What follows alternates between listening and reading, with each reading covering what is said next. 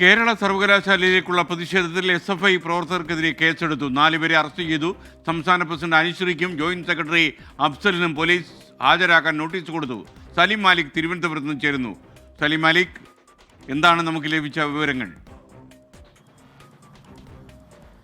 SKN ഇന്ന് ഉച്ചയോടുകൂടിയായിരുന്നു Kerala university ക്യാമ്പസിൽ വലിയ സമരം SFIയുടേതായി ഉണ്ടായത്. അത് കേരള യൂണിവേഴ്സിറ്റി ക്യാമ്പസിലേക്ക് ഗവർണർ ഒരു പരിപാടി ക്ലബിൻ്റെ സംസ്കൃത ഡിപ്പാർട്ട്മെൻറ്റിൻ്റെ ഒരു പരിപാടി ഉദ്ഘാടനം ചെയ്യാനായി എത്തിയതായിരുന്നു. ആ സെമിനാർ ഉദ്ഘാടനത്തിനിടെയായിരുന്നു വലിയ പ്രതിഷേധമുണ്ടായത്. ആ പ്രതിഷേധം പോലീസിന് നിയന്ത്രിക്കാൻ കഴിയാത്ത നിലയിലേക്ക് പോയി. ക്യാമ്പസിൽ ബാരിക്കേഡുകൾ ഉൾപ്പെടെ പോലീസ് വലയം ഉൾപ്പെടെ ഭേദിച്ചുകൊണ്ട് SFI പ്രവർത്തകർ ക്യാമ്പസിനുള്ളിലേക്ക് ചാടിക്കടക്കുകയും ഈ ഗവർണർ സംസാരിക്കുന്ന വേദിക്കരികിലേക്ക് വരെ എത്തുകയും ചെയ്തു. അതിനുശേഷം ഈ പരിപാടി ഉദ്ഘാടനം ചെയ്ത് തിരികെ എത്തിയപ്പോൾ മാധ്യമങ്ങളോടായി വലിയ രൂക്ഷമായ ഭാഷയിലായിരുന്നു ഗവർണറുടെ പ്രതികരണം. അത് SFIയുടെ സുരക്ഷാ വീഴ്ച പോലീസ് എന്തുകൊണ്ട് കേസെടുത്തില്ല എന്നതുൾപ്പെടെയുള്ള കാര്യങ്ങൾ ഗവർണർ ചോദിച്ചു. SFI പ്രവർത്തകരെ സംരക്ഷിക്കാനുള്ള പോലീസ് നീക്കമാണോ എന്ന് ഗവർണർ സംശയം പ്രകടിപ്പിച്ചു. അങ്ങനെ വലിയ വിമർശനം ഗവർണറുടെ ഭാഗത്തു നിന്നുണ്ടാവുകയും അതിന് പിന്നാലെ പരാതി ഉയരുകയും ചെയ്തതിന് പിന്നാലെയാണ് ഈ വിഷയത്തിൽ SFI പ്രവർത്തകർക്കെതിരെ കേസെടുത്തിരിക്കുന്നത്. 4 പേർക്കെതിരെയാണ് നിലവിൽ കേസെടുത്തിരിക്കുന്നത്. പ്രധാനപ്പെട്ട നേതാക്കളോട് പോലീസ് സ്റ്റേഷനിൽ ഹാജരാകാൻ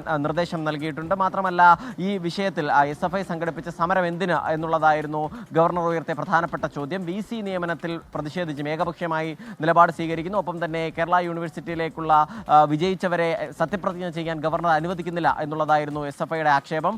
SFIയും ഗവർണറും തമ്മിൽ ഏറെക്കാലമായി ഒട്ടും നല്ല ബന്ധത്തിലല്ല ഉണ്ടായിരുന്നത്. ഗവർണർ പോകുന്ന വഴിയിലൊക്കെ കരിങ്കൊടി പ്രതിഷേധം ഉൾപ്പെടെ SFI പ്രവർത്തകർ നടത്തിയിരുന്നു.